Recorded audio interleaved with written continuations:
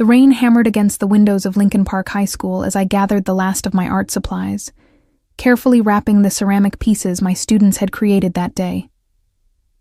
Teaching art to teenagers in Chicago was never what I imagined I would be doing at 25.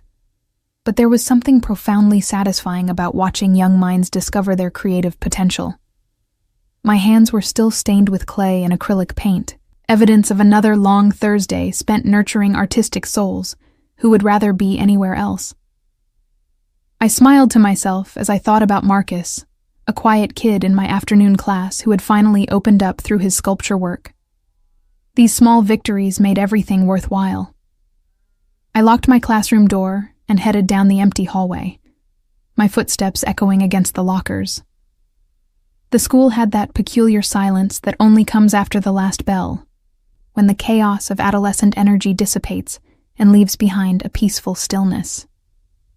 I loved these moments of transition, when the day shifted from professional obligations to personal freedom. Tonight, I had plans to meet my best friend Rachel at our favorite coffee shop in Wicker Park, where we would spend hours discussing everything from her latest dating disasters to my ongoing struggle to afford a better apartment on a teacher's salary. The parking lot was nearly deserted when I stepped outside, the rain having intensified to a proper Chicago downpour. I fumbled with my umbrella while balancing my tote bag full of student portfolios that needed grading over the weekend. The October wind whipped through the lot, carrying with it the smell of wet asphalt and fallen leaves. I was so focused on not dropping everything that I barely noticed the black SUV parked near my old Honda Civic until it was too late. Everything happened so fast that my mind struggled to process the sequence of events. Two men in dark suits emerged from the vehicle with practiced efficiency, their movements coordinated like a well-rehearsed dance. Before I could scream or run, a hand clamped over my mouth while another pair of arms lifted me off my feet. My umbrella clattered to the ground, followed by my bag, student artwork scattering across the wet pavement like fallen dreams. I kicked and struggled, but these men were professionals, their grip firm but not brutal as they shoved me into the back of the SUV. A cloth pressed against my face, and I smelled something sweet and chemical. My vision blurred, and despite my determination to fight, my body betrayed me, growing heavy and unresponsive. The last thing I remembered was the interior of the expensive vehicle, all leather and tinted windows, before darkness swallowed me whole. My final conscious thought was confusion, wondering why this was happening, what they wanted from a simple art teacher who barely had enough money for rent. I woke up in stages, my consciousness returning in fragmented pieces like a puzzle assembling itself in slow motion. My head throbbed with a dull, persistent ache, and my mouth felt like it was stuffed with cotton. I tried to move and realized my hands were bound behind my back, secured to what felt like a chair. Panic surged through me, sharp and immediate, burning away the lingering fog of whatever drug they had used. My eyes flew open, and I found myself in what appeared to be an upscale office, all dark wood and expensive furnishings that spoke of wealth and power. The room was dimly lit by a single desk lamp, casting long shadows across walls lined with bookshelves filled with leather-bound volumes. A massive desk dominated the space, and behind it sat a man who radiated danger the way some people radiated warmth. He was studying a file folder, his attention focused on whatever information it contained, seemingly unconcerned with my presence. I took the opportunity to examine him, my artist's eye cataloging details even through my fear. He was probably in his early 30s, with dark hair styled perfectly, a strong jaw, and features that would be handsome if not for the cold calculation visible in his expression. He wore an expensive suit, the kind that cost more than I made in 3 months, and a watch that probably cost more than my car.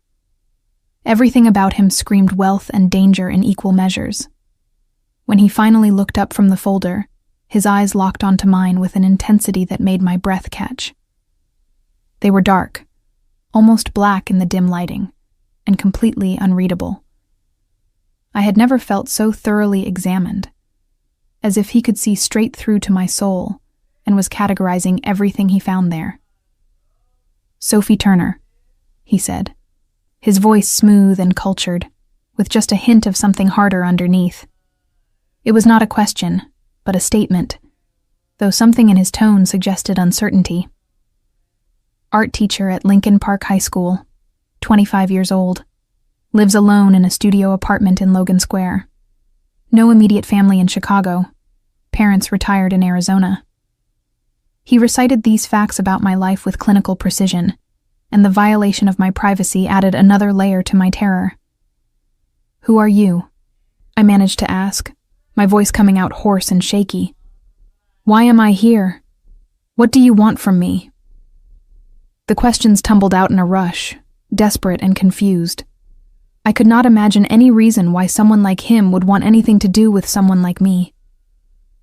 I was nobody, a struggling teacher trying to make a difference in kids' lives, completely removed from whatever world this man inhabited. He stood up, moving around the desk with the fluid grace of a predator, and I instinctively tried to push my chair backward, achieving nothing except making the legs scrape against the hardwood floor. He noticed my attempt to retreat, and something flickered across his face, an emotion too quick to identify. When he spoke again, his voice carried a note of genuine confusion that seemed out of place given the circumstances. "That is an excellent question," he said, leaning against his desk and crossing his arms. "One I am currently trying to answer myself. You see, Miss Turner, you were not supposed to be here. My men were supposed to retrieve someone else entirely, and instead, they brought me an art teacher." He said the last two words with a mixture of disbelief and frustration, as if my profession was somehow an insult to his operation. "Tell me, do you have any connection to the Romano family? Any dealings with organized crime? Any debts, gambling problems? Anything that might explain why you would be of interest to my organization?" I stared at him, completely bewildered by the questions.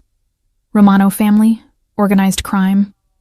These were things I knew only from movies and news reports, completely alien to my world of lesson plans and student evaluations. "I do not know what you are talking about," I said, my voice gaining strength as confusion overtook fear. "I teach art to teenagers. I spend my weekends grading assignments and visiting museums. The most exciting thing in my life is when the school board approves my budget for new supplies. I do not know any Romanos. I do not gamble. And I certainly have no connection to any criminals." Something in my vehement denial must have convinced him because his expression shifted, the cold calculation giving way to irritation. He pulled out his phone, tapped the screen a few times, then held it up to show me a photograph. It was a woman who looked vaguely similar to me. Same general height and build, similar hair color, but her face was harder, her eyes carrying an edge that mine lacked. "This is Isabella Romano," he said. "Daughter of my rival, Marco Romano.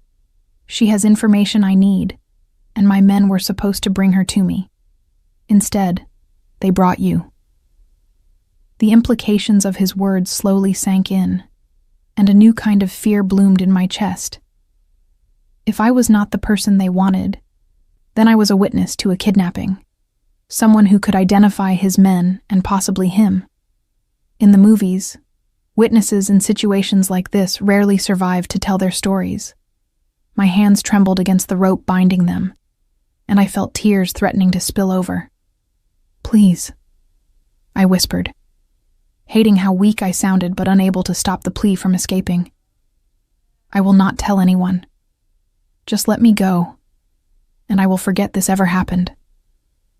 He studied me for a long moment, his dark eyes searching my face for something I could not name. Then he straightened up and walked to the window. Looking out over what I could now see was a spectacular view of the Chicago skyline, glittering in the night. The rain had stopped, leaving the city washed clean and sparkling. "It is not that simple," he said quietly, his back still to me.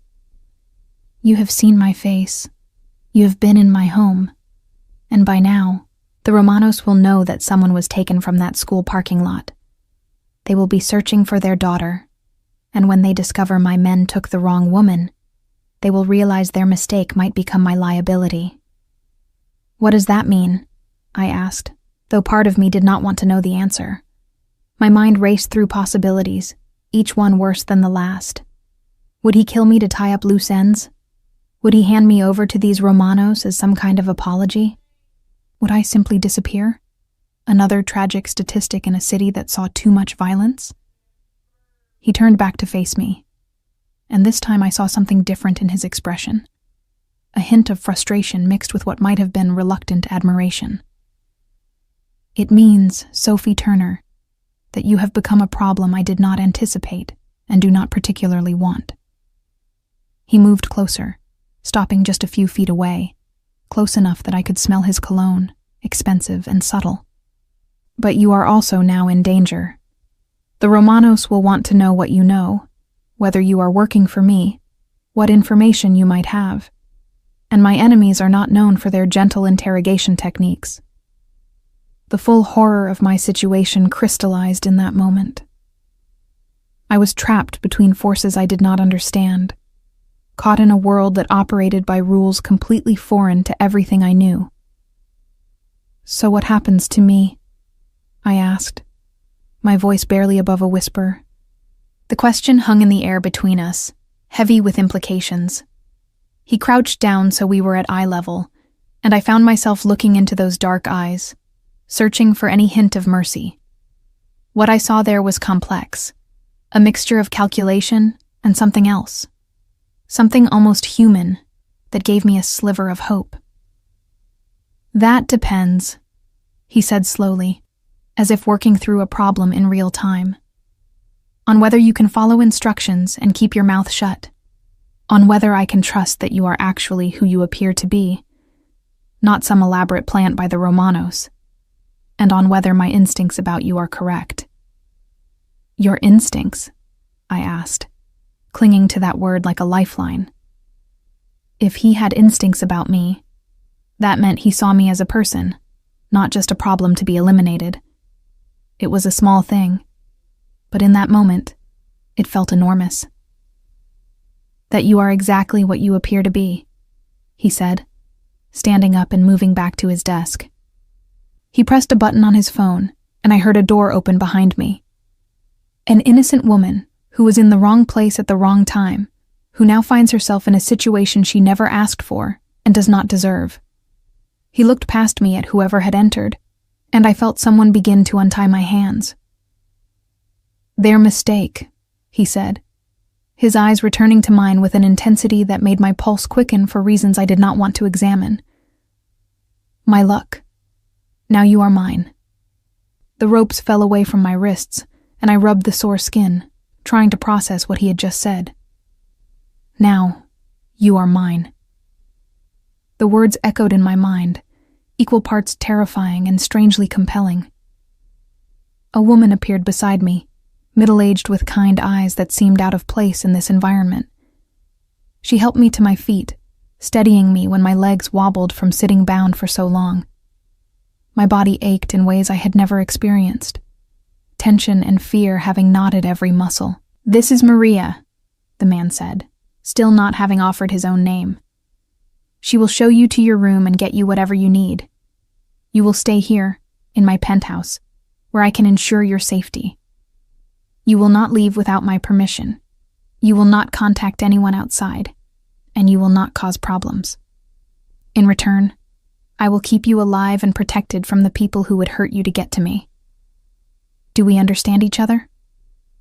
I wanted to argue, to demand he let me go, to insist that I had rights and could not just be held prisoner. But looking at him, at the absolute certainty in his posture and the power radiating from every line of his body, I knew that arguing would be pointless. Whatever world I had woken up in, it operated by different rules than the one I had left behind in that school parking lot. "Do I have a choice?" I asked, already knowing the answer. "Everyone has choices," he replied, his tone suggesting I would not like the alternatives. "You can stay here, protected and comfortable, until I determine what to do with you. Or I can have my men drop you off at your apartment and wish you luck dealing with the Romano family when they come calling. Which would you prefer?" It was not really a choice at all, and we both knew it. I looked at Maria, who gave me a gentle, encouraging nod, then back at the man who held my fate in his hands. "I will stay," I said quietly, hating the defeat in my voice. "But I need to know your name. If I am going to be your prisoner, I at least deserve to know who is imprisoning me." A ghost of a smile touched his lips, the first break in his cold demeanor. "Dominic Salvatore," he said, and the name sent a chill down my spine. Even I, removed as I was from the criminal underworld, had heard that name. The Salvatores were one of Chicago's most powerful crime families, their influence reaching into every corner of the city. And this man, this dangerous, complicated man, was their leader. "And you are not my prisoner, Sophie. You are my guest. A guest who cannot leave, granted. But the distinction is important." Maria touched my arm gently, breaking the intense stare between Dominic and me. "Come, dear," she said softly, her accent carrying hints of Italian heritage. "Let me show you to your room. You must be exhausted and confused. I will bring you some food and something comfortable to wear." She guided me toward the door, and I went willingly, desperate to escape Dominic's penetrating gaze and the confusing emotions it stirred within me. The penthouse was even more impressive than the office, a sprawling space of modern luxury that occupied the entire top floor of what was clearly one of Chicago's most exclusive buildings. Floor-to-ceiling windows offered breathtaking views of the city, and the interior was decorated with a combination of contemporary art and classic elegance that even my critical artist's eye had to admire. Maria led me down a hallway past several closed doors to a guest room that was larger than my entire apartment. The bedroom was beautiful, decorated in soft neutrals with touches of deep blue, dominated by a king-sized bed that looked impossibly inviting. An attached bathroom featured a soaking tub and a shower that could fit several people. A walk-in closet stood empty, waiting to be filled. It was a gilded cage, I realized. Luxurious, but still a cage. Maria bustled about, turning on lights and checking that everything was in order, her movements practiced and efficient. "There are clothes in the dresser that should fit you," she said, opening drawers to show me soft pajamas, comfortable casual wear, even exercise clothing. "Mr. Salvatore called ahead while you were unconscious and had things brought in. He is very thorough." There was something in her tone, a hint of affection mixed with exasperation, that made me wonder about her relationship with Dominic. She was clearly not afraid of him, treating him with a familiarity that suggested long association. "How long have you worked for him?" I asked, sitting on the edge of the bed because my legs would not support me anymore. The adrenaline that had kept me functioning was draining away, leaving exhaustion in its wake. My hands shook as I clasped them in my lap, trying to maintain some composure in front of this stranger who had shown me more kindness in 10 minutes than my captor had. Maria smiled, her weathered face creasing with genuine warmth. 20 years, since Mr. Salvatore was just a boy of 12. I was his mother's housekeeper, and when she passed, I stayed to look after him and his sister. He can be hard, demanding, sometimes frightening to those who do not know him. But he is not cruel, not like his father was. He has his own code, his own sense of honor, even if it is not one the rest of the world would recognize. She patted my hand, a motherly gesture that brought unexpected tears to my eyes. "You will be safe here, Kara. He will not let anyone hurt you." "But he is keeping me prisoner," I said, the tears finally spilling over. All the fear and confusion and anger I had been suppressing came flooding out, and I could not stop the sobs that shook my body. Maria sat beside me and pulled me into her arms, letting me cry against her shoulder like a child. She murmured soothing words in Italian, stroking my hair while I fell apart, the weight of everything that had happened finally breaking through my shock. When the storm of emotion finally passed, leaving me drained and hollow, Maria helped me to my feet and guided me to the bathroom. Take a hot shower, she instructed gently. It will help. I will bring you some food and tea, and then you need to sleep. Tomorrow things will seem less overwhelming, I promise. Everything is more frightening in the dark. She left me alone, closing the door softly behind her, and I stood in that beautiful bathroom, wondering how my normal, boring life had transformed into this nightmare in the span of a few hours. The hot water did help, washing away the physical traces of my ordeal, even if it could not touch the emotional trauma. I stood under the spray until the water ran cold, trying to scrub away the feeling of hands grabbing me, the smell of that chemical-soaked cloth, the terror of waking up bound and helpless. When I finally emerged, I found soft pajamas laid out on the bed along with a tray of food that actually made my stomach growl despite everything.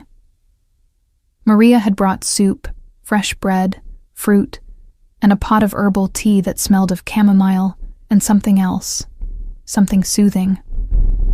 I ate mechanically, barely tasting the food, but recognizing my body's need for fuel. The tea did calm me, its warmth spreading through my chest and easing some of the tightness that had gripped me since waking in Dominic's office. As I sipped from the delicate china cup, I looked around the room that was to be my prison, taking in details I had missed before.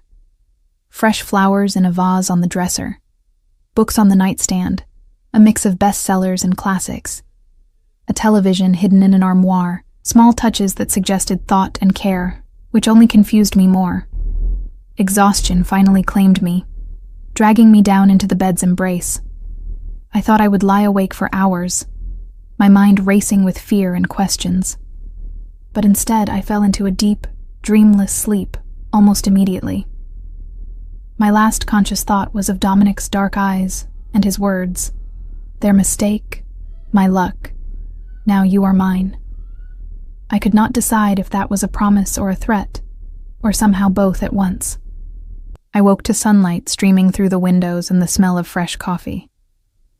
For a blissful moment, I thought the previous day had been a nightmare, some strange stress-induced dream, brought on by too many late nights grading papers. Then I opened my eyes and saw the unfamiliar room, and reality crashed back down on me.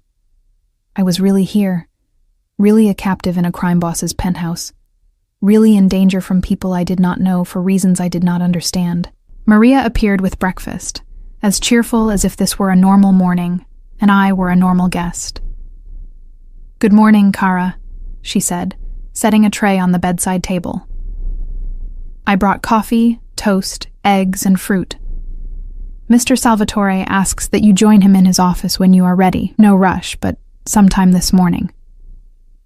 She said it casually, but I heard the underlying message. It was not really a request. "What if I refuse?"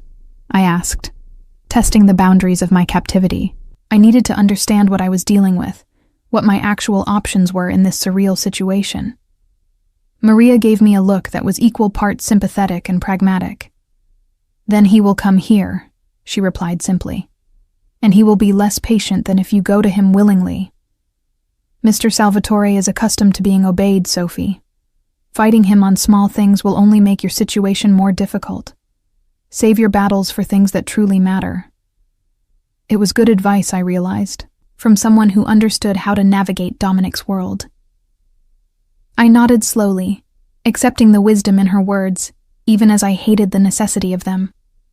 After Maria left, I ate the breakfast and drank the excellent coffee, trying to prepare myself mentally for whatever came next. I dressed in the clothes that had been provided, simple jeans and a soft sweater that fit perfectly, which somehow made everything more unsettling. How had he known my size? How much planning had gone into my captivity? The attention to detail suggested this was not his first time holding someone against their will, a thought that sent ice through my veins. I made my way back through the penthouse, trying to memorize the layout in case I ever needed to navigate it in an emergency. The living room was vast and open, with those stunning windows and furniture that managed to be both comfortable and clearly expensive. The kitchen was a chef's dream, all professional-grade appliances and marble countertops. I passed a dining room that could seat 12, a library filled with books that actually looked read rather than just decorative, and what appeared to be a gym through one partially open door. Dominic's office door was ajar, and I knocked softly before entering, some remnant of my normal life's manners asserting itself, despite the abnormal circumstances. "Come in," his voice called, and I pushed the door open to find him standing by the windows, dressed more casually than last night in dark slacks and a white shirt with the sleeves rolled up. He looked less intimidating in the morning light, though no less dangerous. If anything, the casual attire made him seem more real, more human, which was somehow more unsettling than the cold mob boss of the previous night. "How did you sleep?" he asked, turning to face me. The question was surprisingly normal, almost domestic, and it threw me off balance. I had expected threats or demands, not polite inquiries about my rest. "Fine," I lied, not wanting to give him the satisfaction of knowing I had slept better than I should have given the circumstances. "What happens now? Are you going to tell me what you are planning to do with me?" I tried to keep my voice steady, to sound braver than I felt. His lips quirked in what might have been amusement at my attempt at defiance. Dominic gestured to the chair across from his desk, the same one I had been bound to the previous night, though now it was simply a seat, rather than a restraint. I sat carefully, keeping my spine straight and my hands folded in my lap, trying to project a calm I absolutely did not feel. He moved to sit behind his desk, creating a physical barrier between us that somehow made me feel both safer and more vulnerable at the same time. The morning light caught his features, and I could see details I had missed in last night's shadows: the small scar above his left eyebrow, the slight asymmetry of his face that kept him from being too perfect, the intelligence burning in those dark eyes. "I spent most of last night researching you," he said without preamble, opening a laptop and turning it so I could see the screen. It displayed what appeared to be a comprehensive dossier on my life, more detailed than anything I could have imagined. Social media profiles I had forgotten I had, college transcripts, employment history, even photographs from my childhood that must have been pulled from my parents' online albums. The violation was complete and absolute. Sophie Ann Turner, born in Phoenix, Arizona to Michael and Diane Turner, both retired accountants. Only child. Graduated from the School of the Art Institute of Chicago with honors. No criminal record, not even a parking ticket. No significant debts beyond student loans. Current relationship status is single, has been for 8 months since breaking up with Jason Martinez, a software engineer who now lives in San Francisco. The recitation of my life in such clinical terms made me feel exposed in a way that went beyond physical vulnerability. He knew everything about me, while I knew almost nothing about him beyond his reputation and what little I could glean from his environment. "Why?" I asked, my voice tight with anger and humiliation. "What does any of that matter? You already know I am not the person you wanted. Why dig into my life like this?"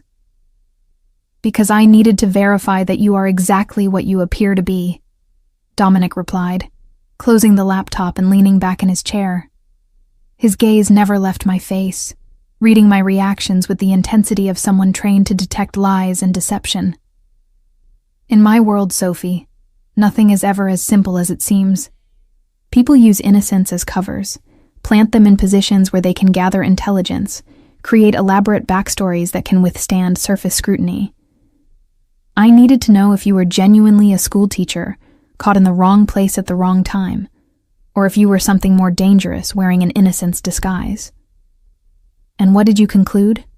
I asked, though his tone had already told me the answer. There was a subtle relaxation in his posture that suggested I had passed whatever test he had administered, at least provisionally. The thought that I had been under such scrutiny without my knowledge sent a fresh wave of anxiety through me. "That you are either exactly who you claim to be, or you are the best trained operative I have ever encountered," he said, a hint of dry humor coloring his words. "And given that the latter would require resources and planning far beyond what any of my known enemies possess, I am inclined to believe the former, Which brings us to our current predicament. He stood and moved to the window again, a habit I was beginning to recognize as something he did when thinking through complex problems. The Romano family knows someone was taken near that school. They have people in the police department who would have filed a report about your disappearance by now. They will be searching for their daughter, and when they realize she was never taken, they will wonder who was. The implications of his words sank in slowly, each one adding weight to my already heavy dread. "So I am in danger," I said quietly. It was not a question, just an acknowledgement of the reality he was laying out for me. Even though I have nothing to do with any of this, even though I am just a teacher who was in the wrong parking lot at the wrong time, I am now a target. "Yes," he confirmed, his honesty somehow more frightening than a comfortable lie would have been. "If the Romanos think you might have information about my operations, or if they think taking you might hurt me, you become valuable to them. And their methods of extracting information or leverage are not pleasant." He turned back to face me, his expression serious, but not unkind. "That is why you cannot leave. Not yet. Not until I can guarantee your safety, or until the situation with the Romano family is resolved one way or another." "How long will that take?" I asked, trying to keep the desperation out of my voice. The thought of being trapped here indefinitely, away from my students, my life, my freedom, was almost more than I could bear. I had worked so hard to build my independent life in Chicago, to create something meaningful through my teaching. Now all of that was suspended, frozen in time, while I existed in this strange limbo. Dominic's expression shifted, something that might have been regret or sympathy crossing his features before he locked it down behind his usual mask of controlled power. "I do not know," he admitted. "These things can take days, weeks, sometimes longer. The Romano family and mine have been at odds for 3 generations. This particular conflict centers around territory and business interests that have been disputed for months. Your accidental involvement is just one more complication in a very complicated situation." I felt tears threatening again, and blinked them back furiously, refusing to cry in front of him a second time. I would not give him the satisfaction of seeing me break down, even though every cell in my body wanted to curl up and sob at the unfairness of everything that had happened. "What about my job?" I asked, focusing on practical concerns to keep the panic at bay. "My students? My life? I cannot just disappear without explanation. People will worry, will look for me."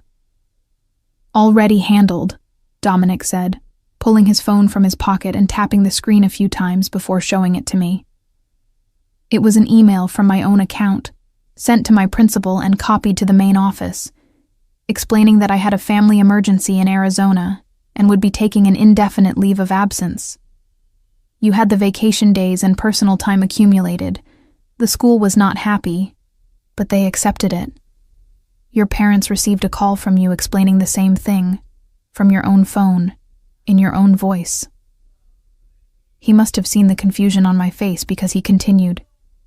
"Voice cloning technology. We recorded you while you were unconscious, got enough samples to create a convincing replication. Your neighbors think you are visiting family. Your friends received texts saying you would be out of touch for a while dealing with personal issues." The thoroughness of it was both impressive and terrifying. He had essentially erased me from my normal life with surgical precision, creating a narrative that would prevent people from looking too closely at my disappearance. "You thought of everything," I said bitterly, anger finally breaking through my fear. "You just reached into my life and rearranged it to suit your needs. Never mind what I want or what I have worked for. Do you have any idea what it has taken me to build my career? To earn my students' trust?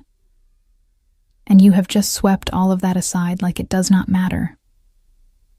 For the first time, I saw genuine emotion flicker across Dominic's face, something that looked almost like shame before he shuddered it away. "I did what was necessary to protect you," he said, his voice harder now. Would you prefer I had left things as they were? Let the Romanos track you down at your apartment? Let them question your principal, your friends, your neighbors, until they found someone who could tell them where you were? Every person who knows about your disappearance is a potential leak, a vulnerability that could get you killed. I eliminated those vulnerabilities. By taking over my life without my consent, I shot back, standing up because I could not sit still anymore. The anger felt good, clean, and empowering after hours of helplessness. You do not get to make these decisions for me, Dominic. I understand you are trying to protect me from the consequences of your men's mistake, but I am not a child or a possession. I am a person with rights and choices, and you have taken all of those away from me. He moved toward me with that same predatory grace, closing the distance between us until we were standing too close enough that I had to tilt my head back to maintain eye contact. His height and presence were overwhelming, but I refused to back down, refused to let him intimidate me into submission. In my world, Sophie, rights and choices are luxuries that get people killed, he said, his voice low and intense. You may not like my methods, you may hate being here, but you are alive. That is what matters. That is all that matters. And until I can guarantee that you will stay alive outside these walls, you will follow my rules and accept my protection, whether you want it or not. We stood there, locked in a silent battle of wills, neither of us willing to concede the point. I could feel the heat radiating from his body, smell that expensive cologne again, see the slight dilation of his pupils that suggested he was not as unaffected by our proximity as he pretended to be. The moment stretched between us, charged with tension that was not entirely about anger or fear, and that realization sent a spike of something complicated through my chest. A knock at the door broke the spell, and we both stepped back as if burned. "Come in," Dominic called, his voice only slightly rough. A man entered, tall and broad-shouldered with the look of someone who had seen combat, carrying a tablet that he handed to Dominic without speaking. Dominic scanned whatever information was displayed there, his expression growing darker with each passing second. "When?" he asked, his tone clipped and controlled. 2 hours ago," the man replied, his voice gravelly and his accent suggesting Eastern European origins. "Ramon's crew hit the shipment coming through the port, took everything, killed 3 of our guys. It was planned, boss. They knew exactly when and where it would be." He glanced at me, his ice-blue eyes assessing me with professional detachment, clearly wondering what a civilian was doing in Dominic's inner sanctum. Dominic's jaw tightened, and I could see him processing this new information, calculating responses and consequences with visible speed. "Double security on all operations. I want to know how they got that information, who the leak is, and I want them found yesterday. And arrange a meeting with the other families. If the Romanos are getting bold enough to hit us in broad daylight, we need to show them there are consequences." The man nodded and left as silently as he had entered, leaving Dominic and me alone again with this new tension hanging in the air. "I should go," I said quietly, recognizing that whatever had just happened was serious and that my presence was probably not helping. Dominic looked at me as if he had forgotten I was there, his mind clearly already moving through strategy and response. Then his expression softened slightly, the calculating crime boss giving way to something more human beneath. "Maria will bring you lunch," he said, already turning back to his desk and the laptop that was lighting up with incoming messages. "Stay in the penthouse. Do not go near the windows where you might be visible from outside. If you need anything, ask Maria. And Sophie?" He looked up, catching my eyes with that intense gaze that seemed to see too much. "I am sorry. For all of this. You do not deserve to be caught in this world. But you are here now, and I will do everything in my power to keep you safe until I can return you to your life. That is a promise." I nodded, not trusting myself to speak, and left him to his crisis management. As I walked back through the penthouse, I could hear him making calls, his voice taking on the hard edge of someone giving orders that would not be questioned. This was his reality, I realized, a constant battle for power and survival in a world where violence was just another business tool. And I was now trapped in that world, a prisoner of circumstances I had not created and could not control.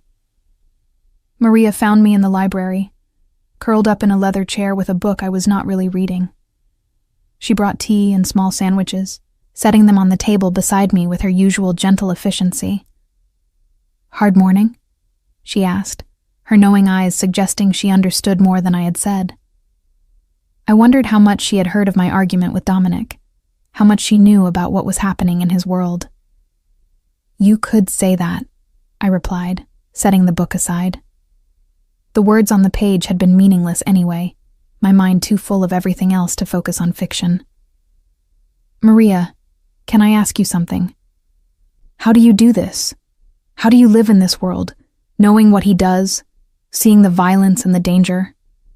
How do you reconcile working for someone who operates outside the law?" She settled into the chair across from me, taking time to arrange her thoughts before speaking. "Mr. Salvatore is not his father," she said finally. "The old man, he was cruel, violent for the sake of violence, cared nothing for the people who worked for him or the communities his business affected. Dominic, he is different. He did not want this life, you know. He wanted to be legitimate, to leave all of this behind. But when his father was killed and his sister needed protection, he had no choice but to take over. It was become the head of the family or watch everything collapse into chaos that would have gotten innocent people killed. I absorbed this information, trying to reconcile the image of a reluctant mob boss with the controlled, dangerous man I had been dealing with. "But he still does illegal things," I protested weakly. "He still hurts people, runs criminal operations. That does not change just because he did not originally want this life." "No," Maria agreed, "it does not. But he has rules, ethics that his father never had. He does not deal in drugs, does not allow his people to hurt innocents, does not traffic in anything that would harm children or the vulnerable. His businesses, while illegal, are things that would exist anyway. Prostitution and gambling and smuggling. He just makes sure they are done with as little collateral damage as possible. Is it right?" "No. But is it better than what would exist without him?" "Yes." She reached out and patted my hand. "You do not have to forgive him for what has happened to you, Kara. But perhaps you can try to understand that the world is not so simple as good and evil, legal and illegal. Sometimes there are only choices between bad and worse, and we do the best we can." The days began to blur together in a strange routine that felt both surreal and oddly normal. I woke each morning to sunlight and Maria's cheerful delivery of breakfast, spent my days reading in the library or exploring the confines of my gilded cage, ate carefully prepared meals that were far better than anything I usually cooked for myself, and fell asleep in that impossibly comfortable bed, wondering when this bizarre chapter of my life would end. It would have been easy to lose myself in the luxury, to forget that I was a prisoner rather than a guest, but the reality of my situation remained constant, even as the routine made it feel less immediate. Dominic and I maintained a careful distance after that first confrontation. We would see each other at dinner, which Maria insisted we take together in the formal dining room despite my protests. Those meals were exercises in careful civility, polite conversation about neutral topics that skirted around the elephant in the room. He asked about my teaching, and I found myself telling him about my students, the challenges of engaging teenagers with art, the small triumphs when a resistant student finally connected with their creative side. He listened with what seemed like genuine interest, asking thoughtful questions that suggested he was actually paying attention. In turn, he told me sanitized versions of his day, talking about business deals and negotiations, without ever explicitly mentioning what those businesses actually were. I learned he had a younger sister named Isabella, ironically the same name as the woman I had been mistaken for, who was studying medicine in Europe, far away from the family business. He mentioned his mother, who had died when he was young, and the complicated relationship he had had with his father. These glimpses of humanity made it harder to maintain my anger, which frustrated me because I wanted to stay angry, needed that anger to keep from becoming too comfortable in my captivity. About a week into my confinement, I woke to raised voices coming from Dominic's office. It was early, the sun barely up, and I pulled on a robe before carefully making my way toward the sound.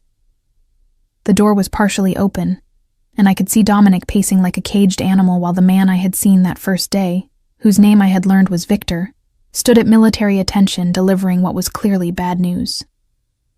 3 more of our people are dead, boss. The Romanos hit another operation last night, this time at the warehouse in Cicero. They knew exactly where to strike, exactly when security would be lightest.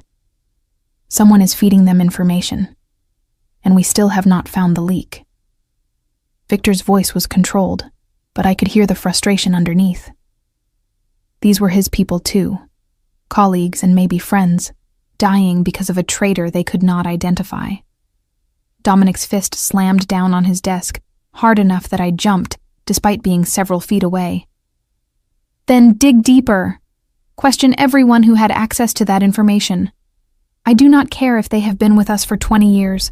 I want them investigated, and get me a meeting with Marco Romano. This ends now, one way or another. His voice was harder than I had ever heard it, the urbane businessman completely gone, replaced by something far more dangerous. He will not meet with you, Victor said carefully. Not after what happened with his daughter. He thinks you tried to take her, that you are making a move against his family. Any message we send will be seen as weakness or a trap. I realized with a start that they were talking about me, about the kidnapping that had gone wrong and started this whole mess. I was not just a victim in this situation. I was also a cause, a catalyst that had helped escalate a conflict that was now getting people killed. Then we make him meet, Dominic growled, running his hands through his hair in a gesture of frustration that made him look younger and more vulnerable. We have leverage. We have resources he needs. Find the angle and exploit it. I am tired of losing people to this pointless war. My father might have thrived on this kind of conflict, but I did not take over this family to watch it bleed out in territory disputes with the Romanos. He paused, then added in a quieter voice, "And we need to resolve this before she gets hurt. She has been here too long already, trapped because of our mistakes."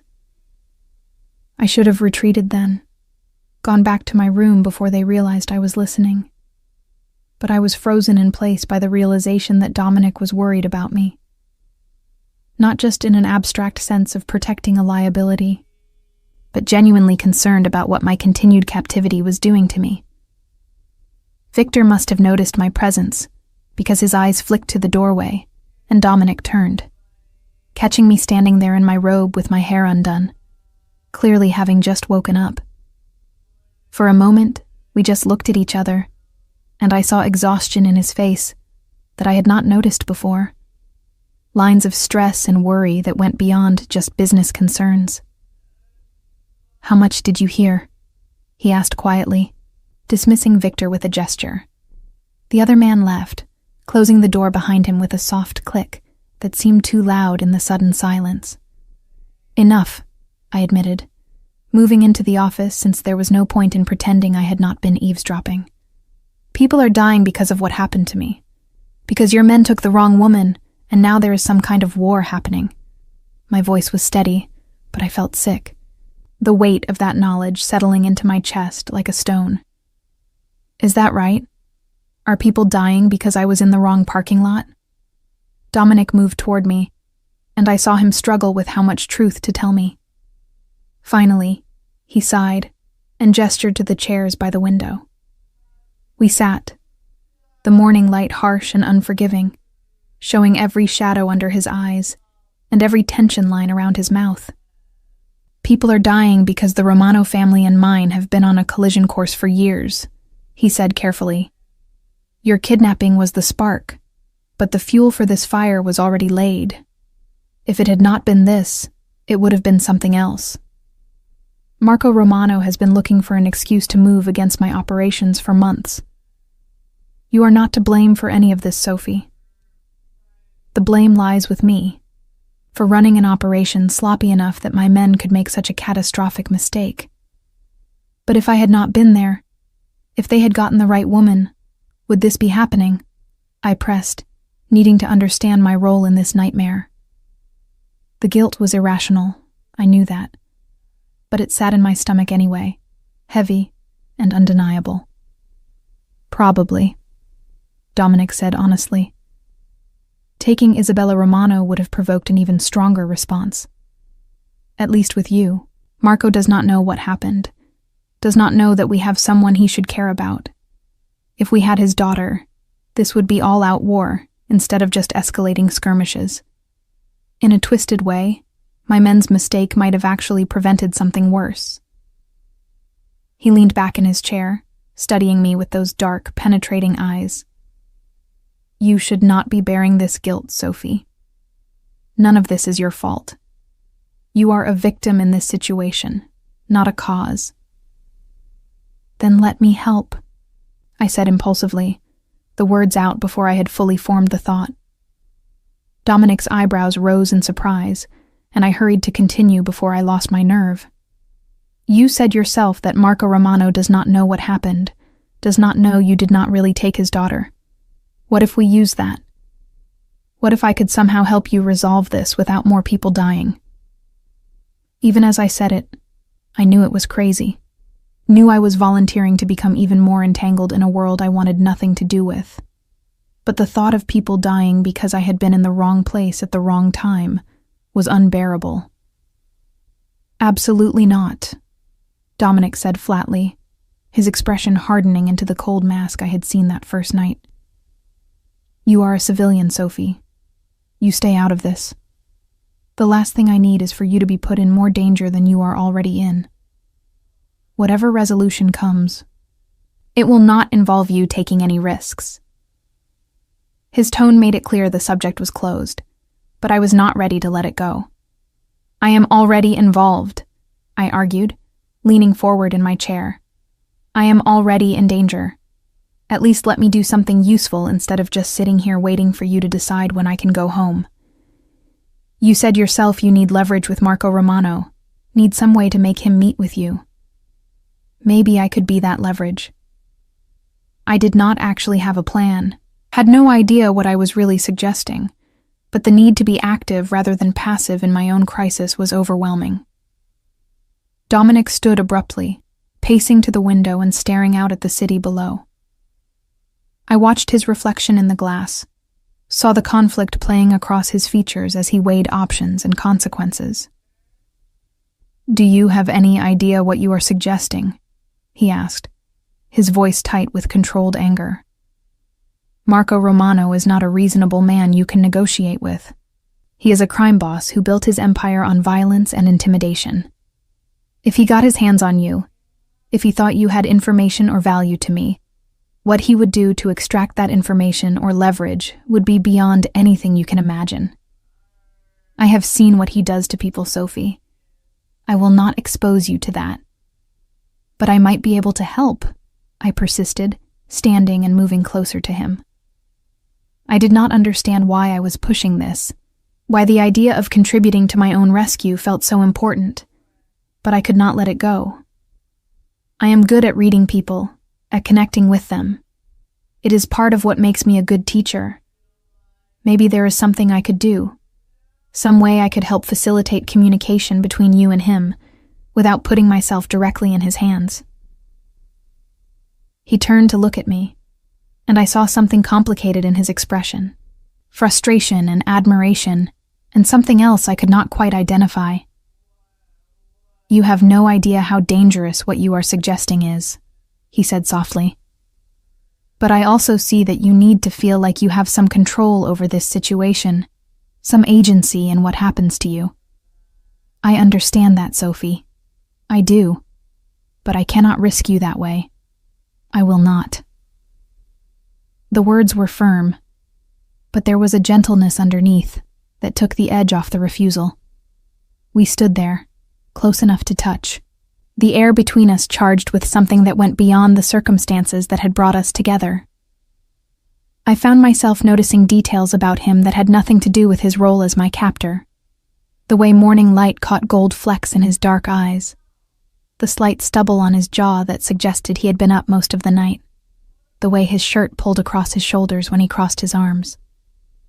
The realization that I was attracted to him hit me like a physical blow, unwanted and completely inappropriate given everything that had happened.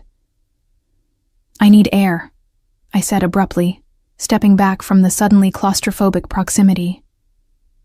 I have been inside for a week. Can I at least go out on the terrace? Please? It came out more pleading than I intended, but the walls of the penthouse were starting to feel like they were closing in, beautiful as they were. Dominic studied me for a long moment, then nodded slowly. The terrace is secure, 30 floors up with no way for anyone to access it from outside.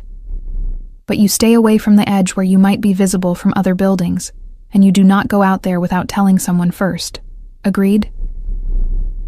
It was a concession, a small offering of freedom within my larger captivity, and I seized it gratefully. Agreed, I said quickly, before he could change his mind.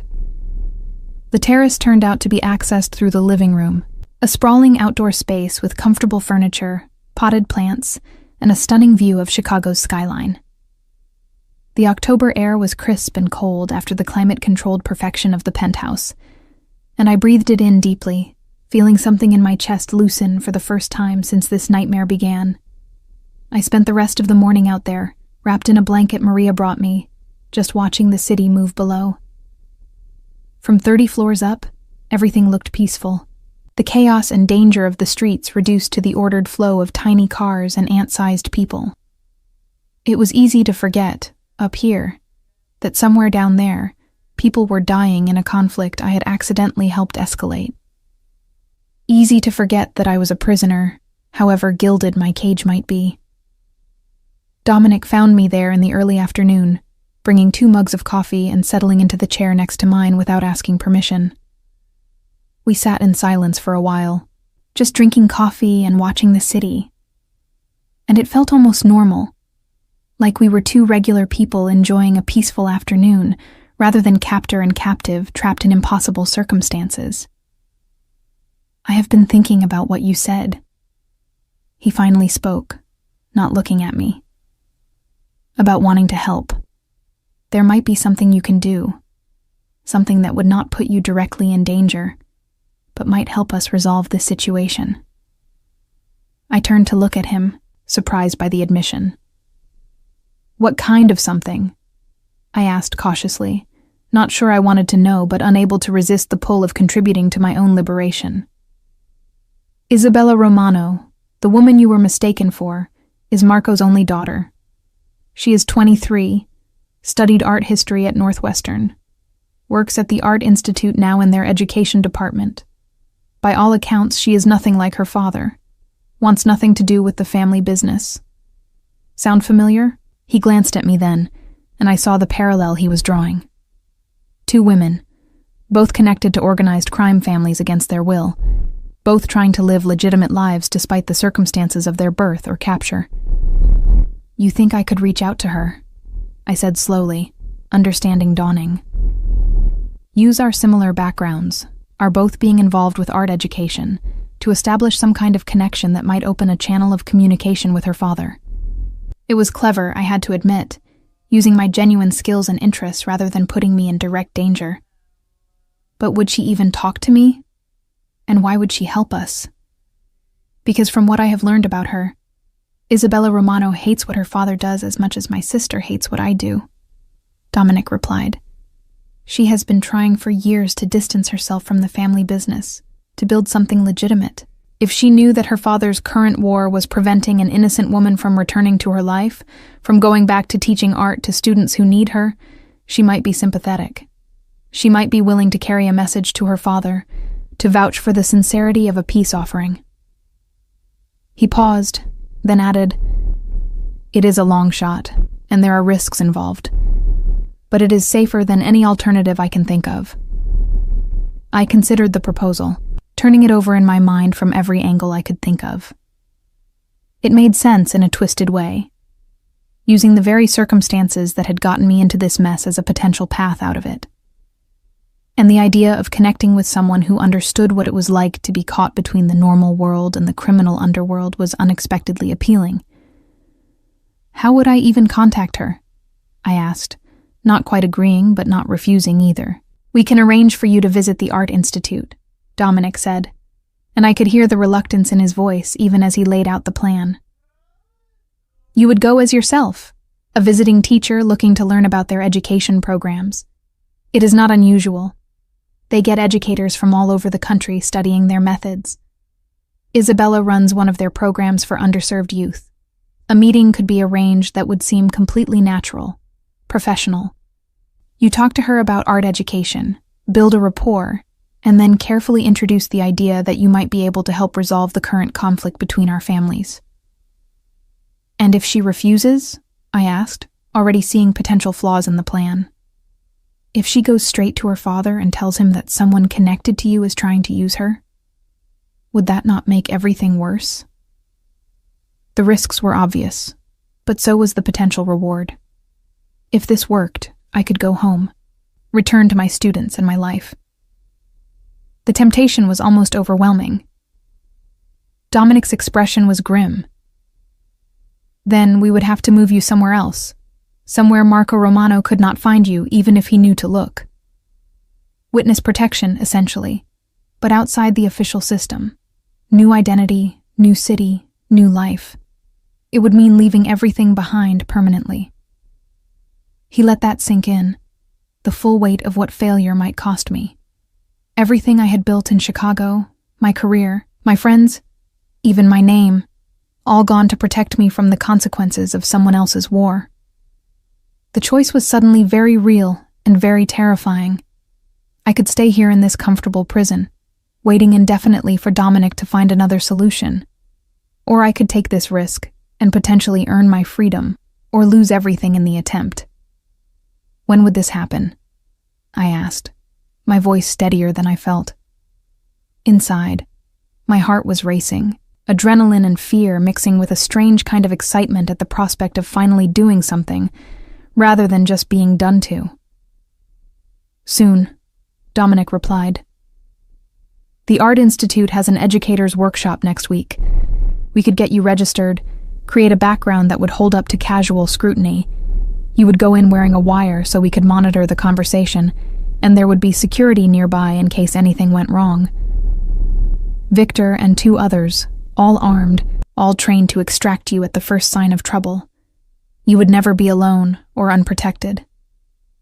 He was watching me carefully, gauging my reaction, ready to pull back if I showed too much fear. But I was not afraid, or at least not the paralyzing kind of fear I had felt that first night. This was the kind of fear that came with purpose, with agency, with choosing to act, rather than waiting for action to be taken for me. "I will do it," I said, before I could second-guess myself. "Tell me what I need to know, how to approach her, what to say. I will help you end this war so I can go home." The words felt bold and foolish and necessary all at once. Relief flashed across Dominic's face, followed quickly by something that looked like concern. "We will prepare you," he promised. "You will know everything you need to know about Isabella, about her interests and triggers, about how to read whether she is receptive or hostile. And Sophie, if at any point you feel unsafe, if anything feels wrong, you say the code word and we extract you immediately. No questions asked, no pressure to continue. Your safety is the priority. Always." The days leading up to the workshop were intense and strange. Dominic and Victor drilled me on Isabella Romano's background, showing me photos and videos, teaching me to recognize her security detail and avoid saying anything that might raise red flags. I learned that she was passionate about making art accessible to underprivileged youth, that she had written papers on art therapy for trauma victims, that she volunteered at a women's shelter teaching painting classes. The picture that emerged was of someone fundamentally good trying to exist in a world that often rewarded the opposite. Maria helped me choose an outfit that looked professional, but not expensive, the kind of thing a teacher on a budget would wear to an important workshop. We practiced my cover story until it felt natural, weaving enough truth into the fiction that I would not trip myself up with lies. Sophie Turner, art teacher from Lincoln Park High School, interested in expanding her program to better serve her most vulnerable students, looking to learn from the Art Institute's renowned education department. It was close enough to my real life that the passion came through authentically. Dominic was unusually attentive during those days, spending more time with me than he had since that first week. We would have dinner together and then go over the plan again, him asking me questions to test my responses, me growing more confident with each repetition. But there were also moments of unexpected intimacy, quiet conversations about art and teaching that had nothing to do with the mission, times when I caught him watching me with an expression I could not quite decipher.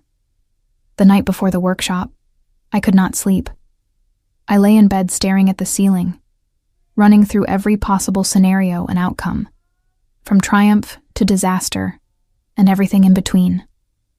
Around midnight, I gave up and went to the living room, finding Dominic there already, standing at the windows looking out at the city.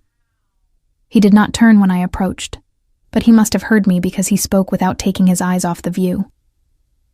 "You do not have to do this," he said quietly.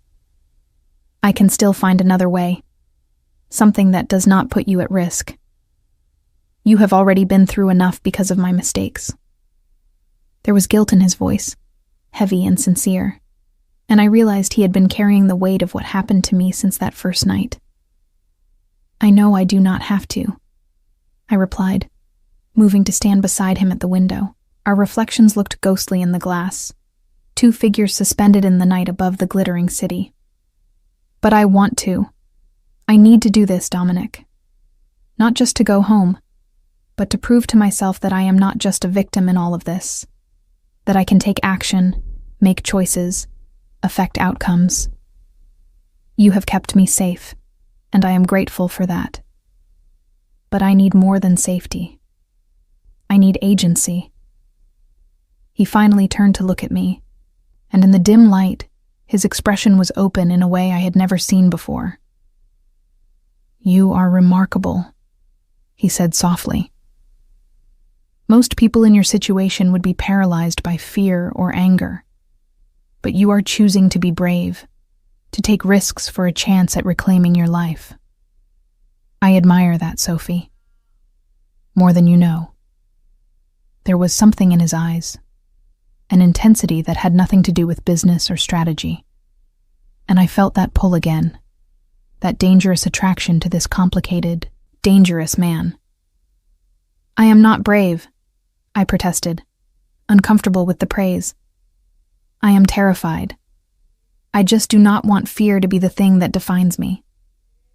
We were standing close now, close enough that I could feel the warmth radiating from his body, smell that cologne that had become familiar over the weeks. The moment stretched between us, charged with possibility and danger in equal measure. "Sophie," he said, my name a question and a warning all at once. His hand came up slowly, giving me time to move away, and cupped my cheek with a gentleness that seemed impossible from someone capable of the violence I knew he wielded. "This is a terrible idea," he murmured. But he did not pull back, did not break the spell weaving itself around us in the darkness. "The worst," I agreed, but I did not move away either. Instead, I leaned into his touch, drawn by something I did not want to examine too closely. When he kissed me, it was soft and careful, a question rather than a demand. I answered by kissing him back, throwing caution and sense and every good reason why this was wrong out the window. For a few stolen moments, We were not captor and captive, crime boss and innocent civilian. We were just two people finding connection in the darkness, seeking comfort in impossible circumstances. When we finally broke apart, we were both breathing hard, and reality came crashing back with the weight of everything we were and everything we could not be. "I should not have done that," Dominic said, but his hand was still on my face, his thumb tracing my cheekbone with something like reverence. "You are under my protection. I have power over you. This is wrong on every level." "Yes," I agreed, even as I wanted to lean back into his touch, to forget everything except the way his kiss had made me feel alive and powerful and wanted. "It is wrong, and it cannot happen again." Even as I said it, I knew it was a lie. Whatever had sparked between us in that moment was not something that could be easily dismissed or denied. It would complicate everything, make an already impossible situation even more tangled. Dominic seemed to realize the same thing, because he stepped back, creating physical distance that did nothing to dispel the tension between us. "Go to bed, Sophie," he said, his voice rough. "Tomorrow is going to be difficult enough without adding this to the mix.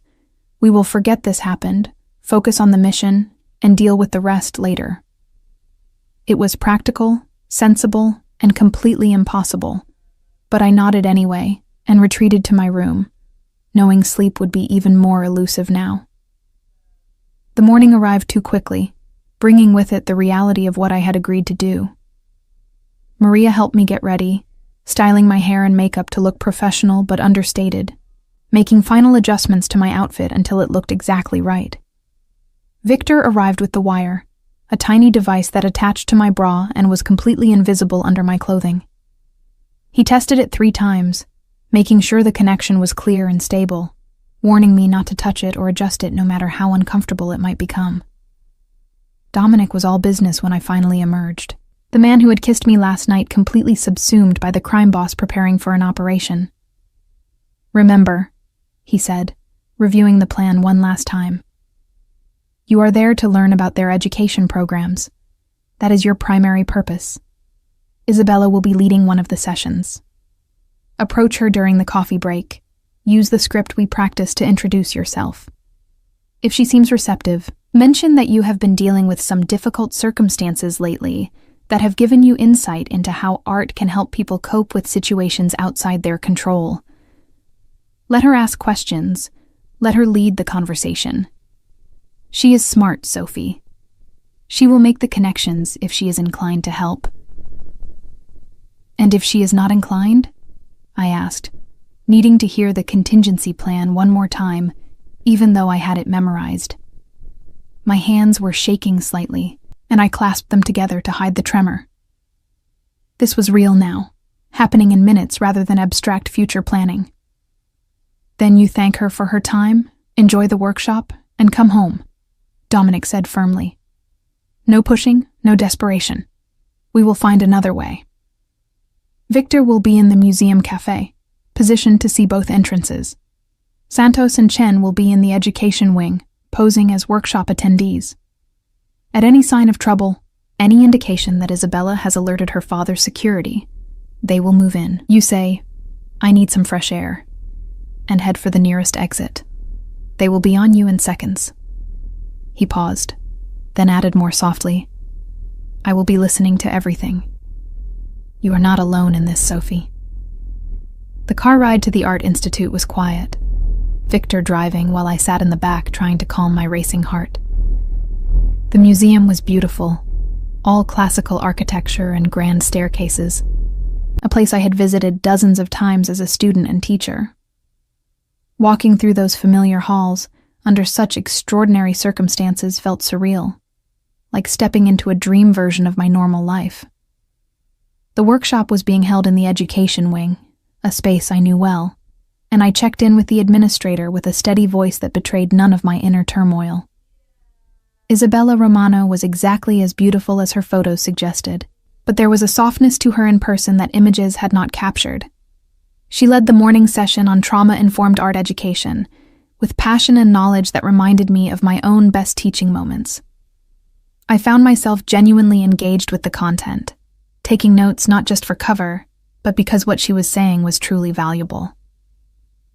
During the coffee break, I approached her as planned, introducing myself and complimenting her presentation. "Sophie Turner," she said, shaking my hand with a warm smile. "I noticed you taking extensive notes. You really seemed engaged with the material about creating safe spaces for expression." Her voice was cultured but friendly, with none of the hard edges I had unconsciously expected from the daughter of a crime boss. Up close, I could see the intelligence in her dark eyes, the same assessment and calculation I had seen in Dominic's gaze, but tempered with genuine warmth. "I teach at Lincoln Park High," I said, following the script but letting my genuine enthusiasm show through.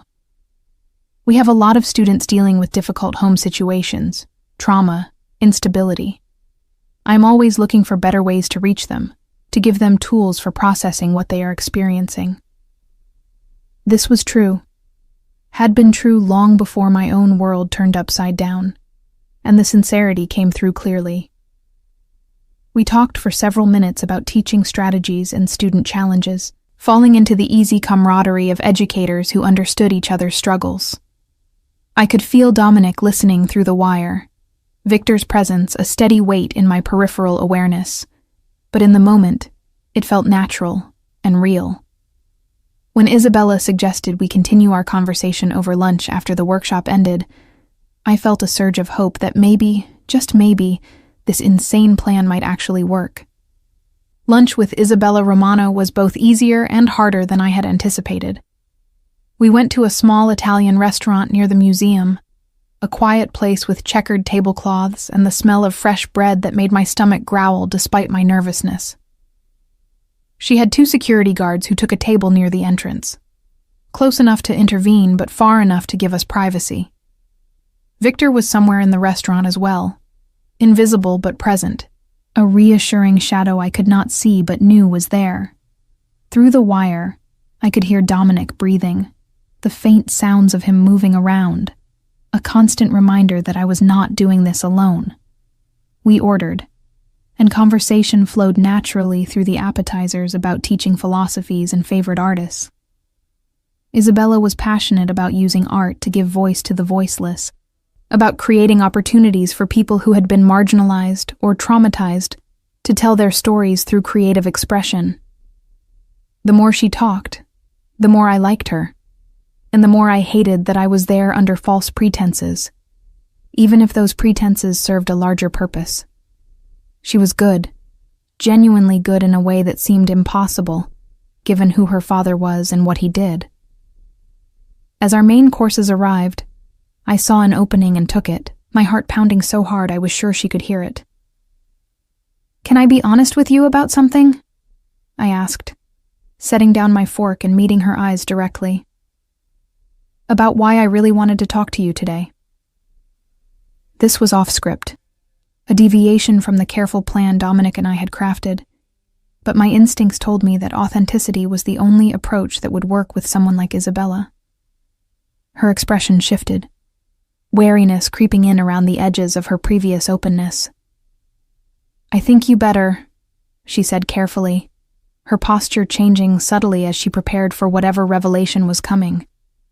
I could feel her reassessing me, the calculations happening behind her dark eyes as she moved from seeing me as a fellow teacher to recognizing me as something potentially more dangerous. I took a deep breath and dove in. "My name really is Sophie Turner, and I really do teach art at Lincoln Park High. But right now, I am also living in Dominic Salvatore's penthouse because his men kidnapped me by mistake 3 weeks ago." I watched her face carefully, saw the shock and confusion, and then dawning understanding flow across her features. "They thought I was you, Isabella. And because they took me instead of you, because I saw too much and now know too much, I cannot go home. I am caught in the middle of a war between your father and Dominic, and I am trying to find a way out that does not result in more people dying." Isabella's hand had moved to her purse, probably to a phone or some kind of alert, but she froze at my words, processing what I had said.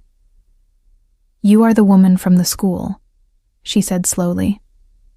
"We heard about the kidnapping, wondered if it was meant for me.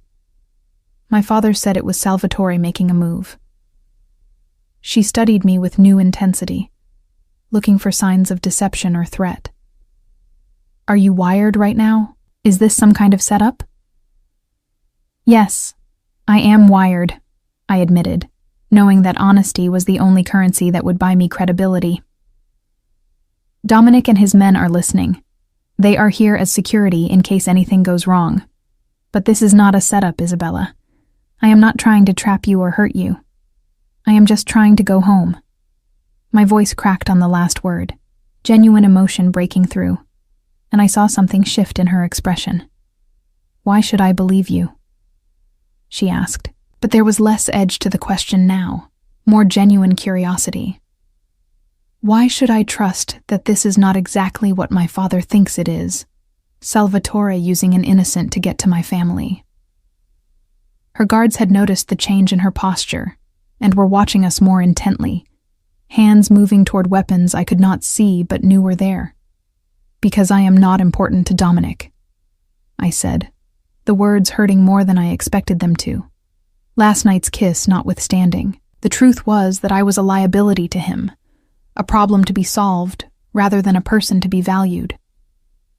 I am a mistake that needs to be corrected, collateral damage from a misunderstanding that has spiraled out of control. He is trying to find a way to return me to my life without getting me killed in the process. That is all this is, Isabella. Not a move against your family, not a trap. Just one person asking another person for help, because we are both caught in situations we never asked for. Isabella was quiet for a long moment, and I could see her weighing my words, assessing the risk and potential of believing me. Finally, she pulled out her phone, not to call for help, but to show me something. It was a photo of a group of kids, teenagers covered in paint and laughing, holding up canvases they had clearly created. "These are students from my program," she said softly. "Kids from some of the worst neighborhoods in Chicago. Kids who have seen violence and loss and trauma that most people cannot imagine. I teach them because I believe art can save lives, can give people a way to process pain and find beauty even in terrible circumstances." She looked up from the phone, and I saw tears in her eyes. I have spent my entire life trying to distance myself from what my father does, from the violence and the crime. I have built something legitimate, something good, and I will not let it be destroyed by being used as a pawn in another family war. But I also will not sit by and let an innocent person be hurt because of my father's paranoia. She paused, seeming to make a decision. "What exactly do you need from me, Sophie?" Relief flooded through me so intensely I felt dizzy.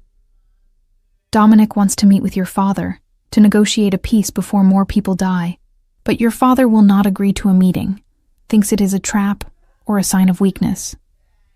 Dominic thought if you vouched for his sincerity, if you could convince your father that this is a genuine attempt at de-escalation, rather than some kind of trick, maybe he would listen." I was talking faster now, the words tumbling out in a rush. "I am not asking you to betray your family or put yourself at risk, just to be a mediator, someone both sides can trust to facilitate communication." Isabella considered this, her fingers drumming on the table in a nervous gesture that reminded me of my own students when they were thinking through difficult problems. "My father does not listen to me much," she admitted. "He thinks I am naive, that my rejection of the family business makes me weak and foolish. But he does love me, in his own twisted way.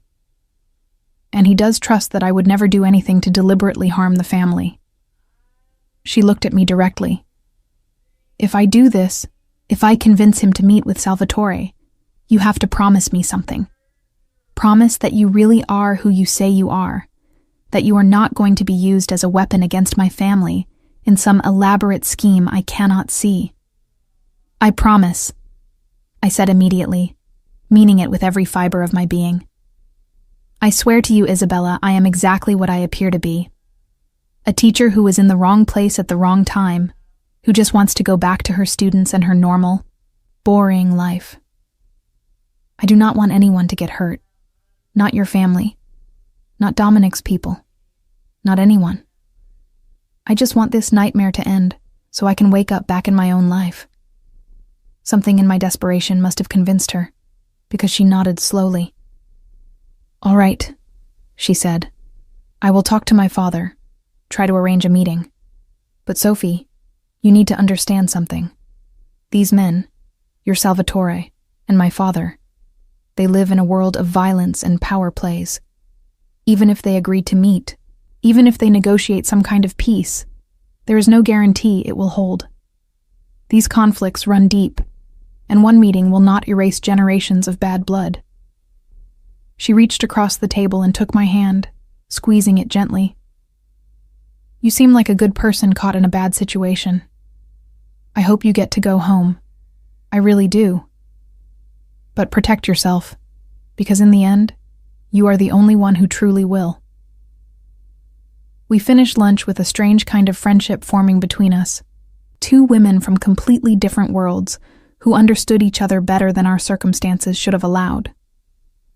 She promised to call me within 2 days after talking to her father, and we exchanged numbers, hers going directly into the burner phone Dominic had given me for exactly this purpose.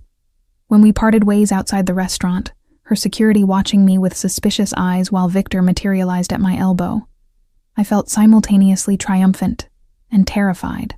The car ride back was silent until we were several blocks away, and then I heard Dominic's voice through the wire, rough with emotion I could not quite identify. You did well, Sophie. Really well. That was brave and smart, and you handled her perfectly. There was pride in his tone, but also something else. Something that made my chest tight with complicated feelings I did not want to examine. When I got back to the penthouse, Dominic was waiting in the living room, pacing like a caged animal. The moment I walked in, he crossed the space between us and pulled me into a crushing hug that stole my breath. Do not ever scare me like that again, he said into my hair, his voice muffled but intense. Hearing you there, vulnerable and exposed, with Romano's guards right there and nothing I could do if something went wrong. It was the longest 2 hours of my life.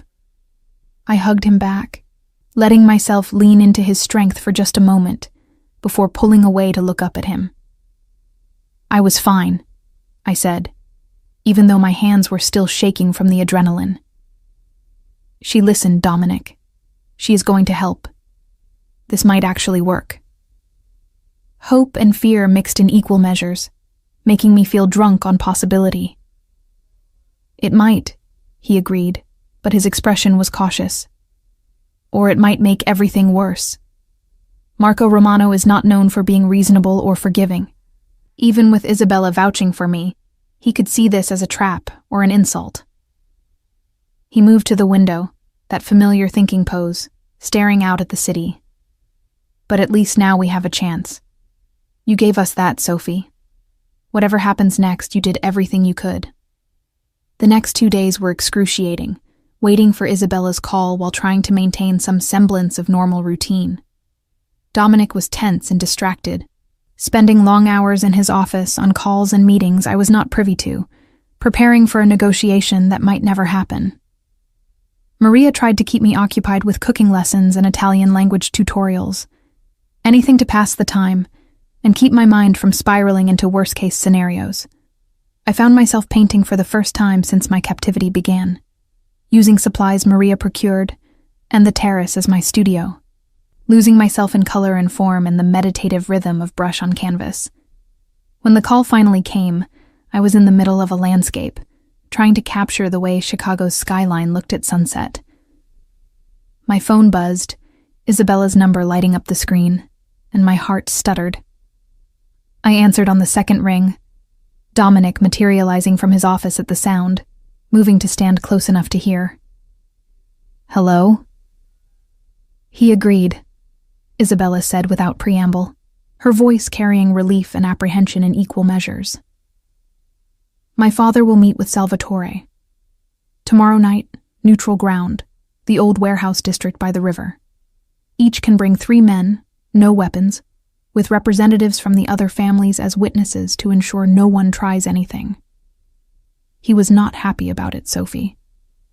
But he agreed. For me. Because I convinced him that you are real, and that continuing this war will eventually destroy everything he has built.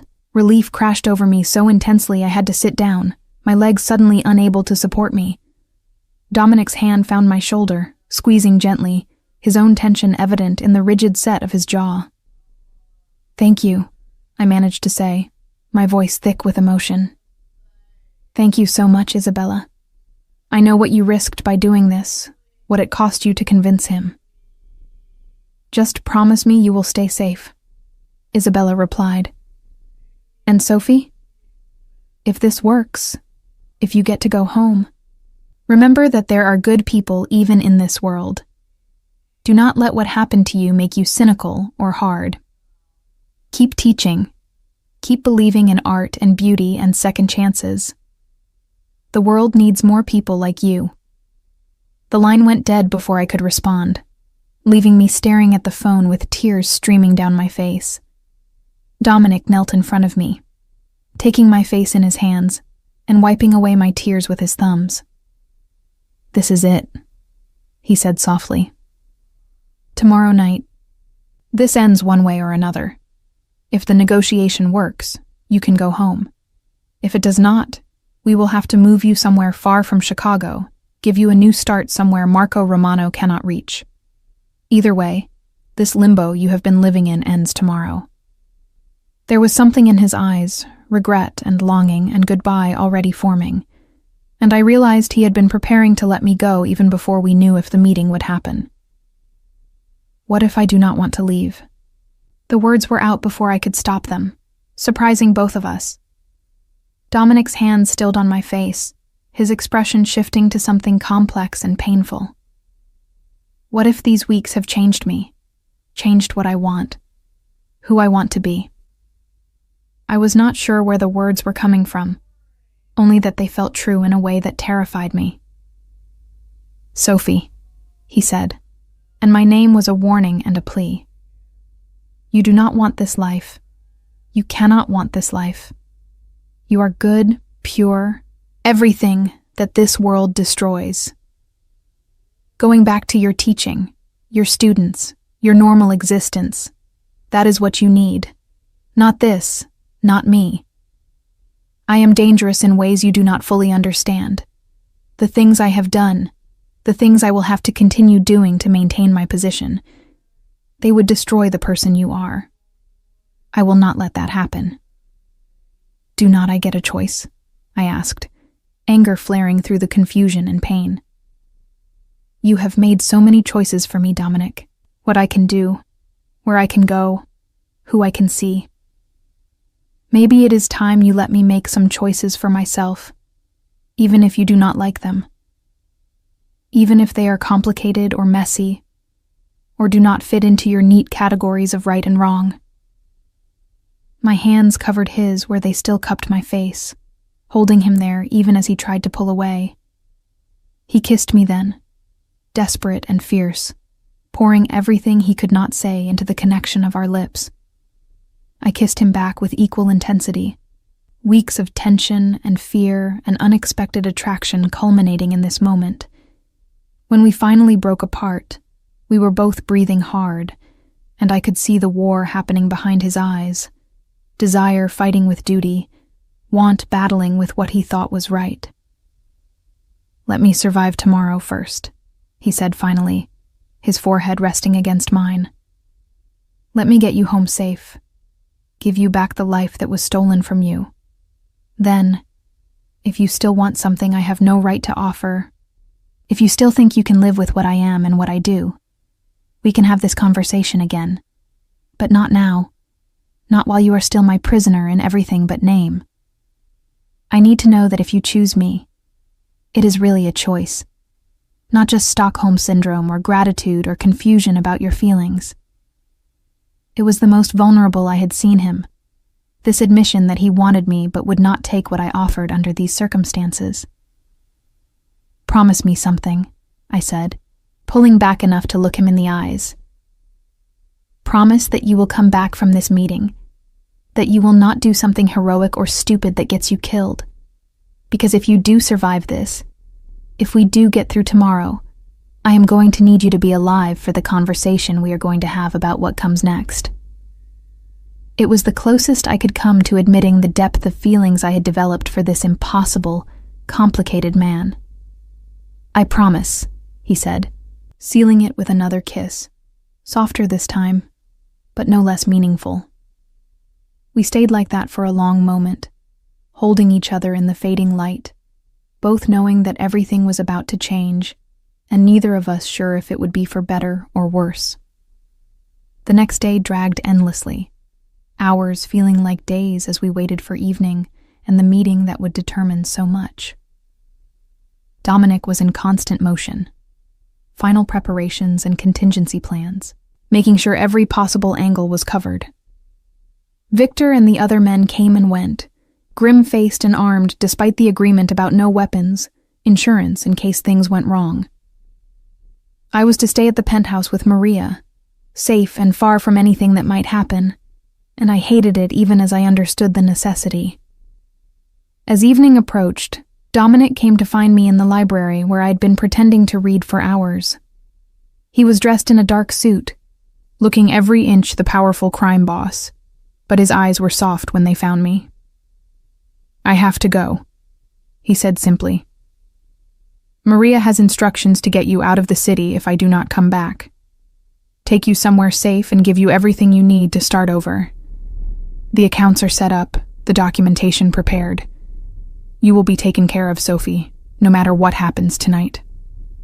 "Do not talk like that," I said fiercely, standing to face him. "You are coming back. You promised." But fear was a living thing in my chest, squeezing my heart with icy fingers. So many things could go wrong. So many ways this could end in violence and death. I crossed the room and pulled him down into a kiss that was equal parts passion and desperation, trying to convey everything I felt and could not yet say. When we separated, his eyes were dark with desire and determination. "I will come back," he promised. "For you, I will come back." Then he was gone, the door closing behind him with a soft click that sounded like finality. I stood there for a long moment, staring at that closed door, before collapsing back into my chair and giving in to the tears I had been holding back all day. Maria found me there an hour later, brought tea and sat with me in silence, her presence a comfort even when words would have been meaningless. We waited together, two women who loved the same dangerous man in different ways, hoping and praying that he would make good on his promise to return. Time moved with agonizing slowness, each minute an eternity of uncertainty and fear. When I finally heard the door open hours later, heard Dominic's voice calling my name, I ran. I found him in the foyer, exhausted and rumpled but alive, and threw myself into his arms with a cry of relief. He caught me, held me tight, his face buried in my hair as he whispered, "It is over. You can go home, Sophie." Marco Romano agreed to peace, agreed that you are not part of this world and never should have been dragged into it. You are free. I should have been elated, should have been overjoyed at the prospect of returning to my life. Instead, I felt something crack in my chest, loss mixing with relief in a confusing swirl of emotion. "What about us?" I whispered against his chest. "What happens to us, Dominic?" The question hung between us, heavy with possibility and risk. He pulled back enough to look at me, and I saw the same conflict I felt reflected in his dark eyes. "That depends on what you want," he said carefully. "You can walk away tonight, go back to your apartment and your teaching. Forget this ever happened and live the safe, normal life you deserve. Or you can stay, navigate this complicated mess with me, and see if what we feel is real enough to survive in the light of day. I am not going to make that choice for you, Sophie. This one has to be yours." I looked at this man who had kidnapped me, protected me, frustrated me, and somehow made me fall in love with him despite every reason not to. I thought about my students, my tiny apartment, the life I had built that felt both precious and somehow insufficient now that I knew what else existed. The choice should have been easy, obvious, the safe path clearly marked. But standing there in his arms, feeling his heart beat against mine, I realized that safety was not what I wanted anymore. "I choose this," I said, the words feeling like a leap off a cliff into unknown depths. "I choose you, Dominic. Not because you saved me or because I am grateful or confused, but because in the worst circumstances possible, I found something real, and I am not ready to walk away from that just because it is complicated or dangerous or does not make sense. I want to see where this goes, what we could be if we actually tried." The smile that broke across his face was transformative, erasing years of hardness and replacing it with something approaching joy. "Are you sure?" he asked, needing to hear it one more time. "Because once you make this choice, there is no going back to simple or easy. My world will always be complicated, Sophie. Always dangerous. I can protect you as much as possible, but I cannot guarantee your safety or your happiness. All I can promise is that I will never lie to you, never take your choices away again, and never stop fighting to be worthy of the gift you are giving me." "I am sure," I said, and kissed him to seal the promise, to mark the beginning of whatever came next. It would not be easy, I knew that. There would be challenges and dangers I could not yet imagine, compromises and adaptations as I navigated between my world and his. But standing there in his arms, feeling more alive and certain than I had in weeks, I knew I was making the right choice. Not the safe choice, not the easy choice, but the right one for me. 3 months later, I stood in my classroom at Lincoln Park High, arranging supplies for the day's lesson. But now when I left work, I went home to a different address, a beautiful house in Lincoln Park that Dominic had bought under a shell company, where we built a life that blended both our worlds. I still taught my students, still poured my heart into giving them tools for creative expression. But I also attended family dinners with Dominic, navigated the complicated politics of his world, and slowly helped him transition more of his business into legitimate operations. Isabella and I had become genuine friends, meeting for coffee every week to discuss art education and laugh about the absurdity of our connection. Through her, I had found a strange kind of community among the women who loved dangerous men, who chose to stay despite knowing better, who found ways to maintain their integrity while existing in morally gray spaces. It was not the life I had planned or expected. It was complicated and sometimes frightening, requiring constant navigation of ethical boundaries I had never imagined having to consider. But it was also full of passion and purpose in ways my old life had never been. With Dominic, I had found not just love, but partnership. Someone who saw me as an equal and valued my perspective even when it challenged his own. As I watched my students file into class that morning, their faces showing the usual mix of enthusiasm and teenage angst, I smiled. Yes, I had been kidnapped by mistake. Yes, a Mafia boss had declared me his with that possessive phrase that should have terrified me. But through that nightmare, I had found something unexpected, a love built on understanding and respect, a future neither of us had planned but both of us chose. Their mistake had been my luck after all, in ways I never could have imagined. And as Dominic had said that first night, now I was his, but in a way that was my choice, my victory, my story to own.